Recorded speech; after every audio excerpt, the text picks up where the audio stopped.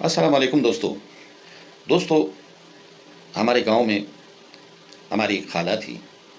ان کی ایک عادت تھی، وہ جب بھی غصہ ہوتی تھی تو اپنی اولاد کو یا کسی کو وہ بد دعا نہیں دیتی تھی، مگر بد دعا کی شکل میں وہ دعائیں دیا کرتی تھی.